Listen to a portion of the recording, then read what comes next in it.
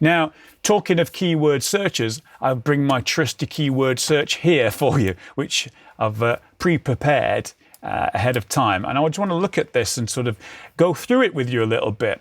I've created this document, which is meant to be a starting point for a YouTube search. And it kind of contains all of the things that I've worked with in the past and things that I think are cool. It doesn't matter of any genre, actually. And again, it would help if I show you some examples of the kind of thing I'm talking about, which I've got here in my on my YouTube. But let's just go through this quickly and just take a look. If we're looking for, things like poetry, that gives you good results. Poetry is rhythmic, it rhymes, and you can cut it up and put it into. You can sort of strategically place it in your track.